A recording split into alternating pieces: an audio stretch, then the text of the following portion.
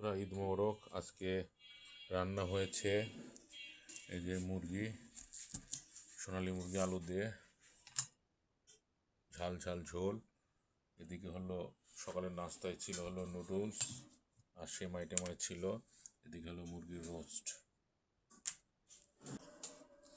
আর এদিকে হয়েছে মুগের ডাল দিয়ে মুরগির কলজা গিলা দিয়ে একটা আইটেম।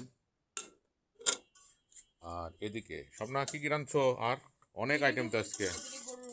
ও, গরুর গোশত হচ্ছে সর্ষে তেল দিয়ে না? ও, সুন্দর সুন্দর। ঈদের দিন মানেই গরুর গোস্ত আর রান্না বান্না থাকবে, আর গরুর গোস্ত স্পেশাল থাকতেই হবে নাকি? ঈদ জমবে না। অনেক আইটেম।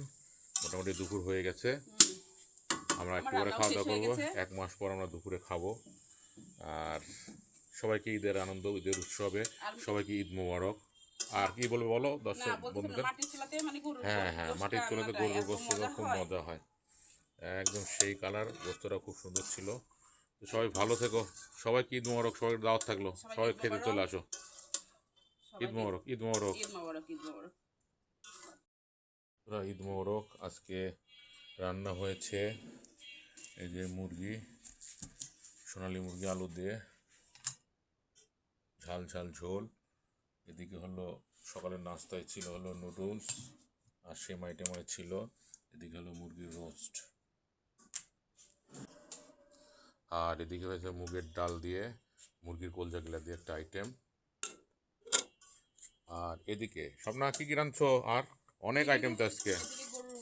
ও, গরুর গোশত হচ্ছে সর্ষে তেল দিয়ে না? ও, সুন্দর সুন্দর।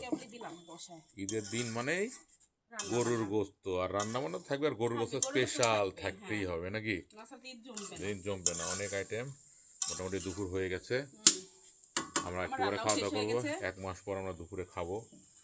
আর সবাইকে ঈদের আনন্দ, ঈদের উৎসবে সবাইকে ঈদ মোবারক। আর কি বলবো বলো দর্শক বন্ধুদের? হ্যাঁ হ্যাঁ, মাটির চুলাতে গরুর গোস্তটা খুব মজা হয়, একদম সেই কালার। গোস্তটা খুব সুন্দর ছিল।